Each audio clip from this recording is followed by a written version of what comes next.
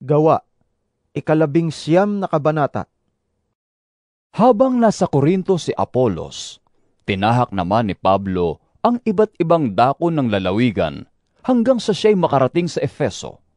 May natagpuan siya roon na ilang alagad, at sila'y tinanong niya, Tinanggap ba ninyo ang Espiritu Santo nang kayo'y sumampalataya? Hindi po. Hindi namin narinig na may Espiritu Santo pala. Tugon nila, Kung gayon, anong uri ng bautismo ang tinanggap ninyo? tanong niya. Bautismo ni Juan. Tugon nila, kaya't sinabi ni Pablo, Binautismohan ni Juan ang mga nagsisi at tumalikod sa kasalanan. Ipinangaral niya sa mga Israelita na sila'y sumampalataya kay Jesus, ang dumarating na kasunod niya. Nang marinig nila iyon, nagpabautismo sila sa pangalan ng Panginoong Hesus. Nang ipatong ni Pablo ang kanyang kamay sa kanila, bumaba sa kanila ang Espiritu Santo at sila'y nagsalita ng iba't ibang wika at nagpahayag ng mensahe mula sa Diyos.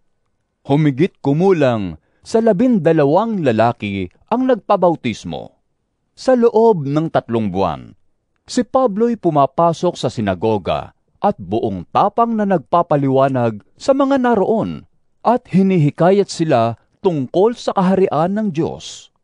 Ngunit may ilan sa kanila na nagmatigas at ayaw sumampalataya at nagsalita pa ng masama laban sa daan sa harap ng kapulungan. Kaya't iniwan ni Pablo ang sinagoga kasama ang mga mananampalataya at nagpatuloy ng kanyang pangangaral araw-araw sa bulwagan ni Tirano. Tumagal siya roon ng 2 taon, kaya't ang lahat ng naninirahan sa Asya, maging Hudyo o Griego, ay nakarinig ng salita ng Panginoon. Gumawa ang Diyos ng mga pambihirang himala sa pamamagitan ni Pablo. Kahit panyo o damit na kanyang ginamit ay dinala sa mga may sakit, at gumaling ang mga ito, at lumayas ang masasamang espiritong nagpapahirap sa kanila. May ilang Hudyo roon na naglilibot at nagpapalayas ng masasamang espiritu. Pinangahasan nilang gamitin ang pangalan ng Panginoong Hesus sa pagpapalayas ng masasamang espiritu sa mga sinasapian ng mga ito. Sinabi nila, Sa pangalan ni Jesus na ipinapangaral ni Pablo, iniuutos ko sa inyo, lumayas kayo! Kabilang sa gumagawa nito ay ang 7 anak na lalaki ni Eseva, isang pinakapunong pari ng mga Hudyo. Subalit, sinagot sila ng masamang espiritu. Kilala ko si Jesus, at kilala ko rin si Pablo. Ngunit sino kayo? At sila'y nilundag ng lalaking sinasapian ng masamang espiritu. Tinalo silang lahat at malubhang sinaktan. Ano pat hubad at sugatan silang tumakas sa bahay na iyon. Nabalitaan yon ng lahat ng naninirahan sa Efeso, maging Hudyo o Hentil. Kaya't natakot silang lahat at pinuri ang pangalan ng Panginoong Hesus. Marami sa mga sumampalataya ang dumating at nagpahayag ng mga dati nilang gawain. Marami sa mga dating gumagamit ng mahika ang nagtipon ng kanilang mga aklat at sinunog ang mga ito sa harap ng madla.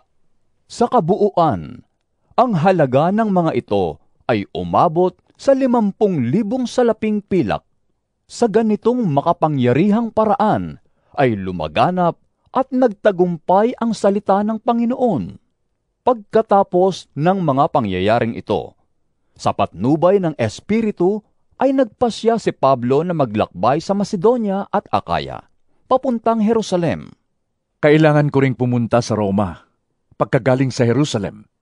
Sabi niya, pinauna niya sa Macedonia sina Timoteo at Erasto, 2 sa kanyang mga kamanggagawa, at siya'y tumigil sa Asya ng kaunti pang panahon.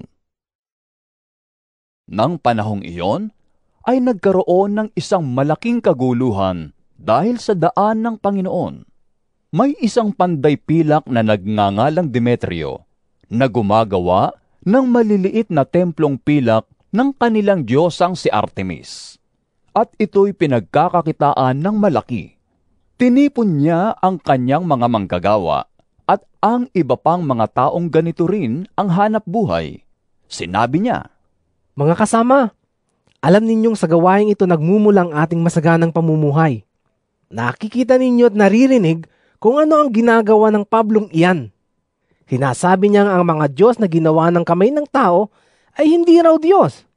At marami siyang napapaniwala, hindi lamang dito sa Efeso, kundi sa buong Asya. Nanganganib na magkaroon ng masamang pangalan ng ating hanap buhay. Hindi lang iyon, nanganganib din na ang templo ng dakilang Diyosang si Artemis ay mawalan ng kabuluhan. At ang dakilang Diyosa na sinasamba ng Asya at ng buong daigdig ay hindi na igagalang. Pagkarinig nito, nagsiklab ang kanilang galit at sila'y nagsigawan. Dakila si Artemis na mga taga-Efeso! Kaya't nagkagulo ang mga tao sa buong lungsod. Sama-sama silang sumugod sa tanghalan at kinaladkad nila roon sina Gaius at Aristarco, mga taga-Macedonyang kasama ni Pablo sa paglalakbay. Nais sana ni Pablong humarap sa madla, ngunit hindi siya pinayagan ng mga kapatid. Nagpasugo rin sa kanya ang ilang kaibigang mga pinuno sa lalawigang Asya. Mahigpit siyang pinakiusapang huwag pumunta sa tanghalan. Magulong-magulo ang kapulungan. May sumisigaw ng isang bagay, at ang iba'y iba naman. Hindi alam ng karamihan kung bakit sila nagkatipon-tipon doon. Inakala ng ilang naroon na si Alejandro ang dahilan, sapagkat siya ang ibinungad ng mga Hudyo sa madla.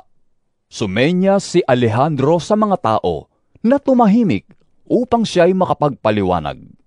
Subalit, nang makilala nilang siya'y isang Hudyo, sabay-sabay silang sumigaw sa loob ng 2 oras. Dakila si Artemis na mga taga-Efeso! Sa wakas, ang mga tao'y napatahimik ng isang opisyal ng lungsod at kanyang sinabi, Mga taga-Efeso, sino ang hindi nakakaalam na ang lungsod ng Efeso ang siyang tagapag-ingat ng templo ng dakilang Artemis at ng banal na batong nahulog mula sa langit? Hindi maaaring pabulaanan ni numan ang mga bagay na ito. Kaya't huminahon kayo, huwag kayong magpabigla-bigla. Hindi naman nagnanakaw sa templo ang mga taong dinala ninyo rito. Hindi rin nila nilalait ang ating Diyosa. Kung si Demetrio at ang mga manggagawang kasama niya ay may reklamo laban sa kanino man, bukas ang mga hukuman at may mga pinuno tayo. Doon sila magsakdal. Ngunit, kung may iba pa kayong habol, maaaring pag-usapan iyan sa isang pagpupulong ng mga mamamayan na naaayon sa batas. Dahil sa nangyari ngayong araw na ito, maaaring maparatangan tayo na nanggugulo sa bayan at wala tayong maibibigay na dahilan o katuwiran sa kaguluhang ito. Pagkatapos, pinauwi na niya ang mga tao.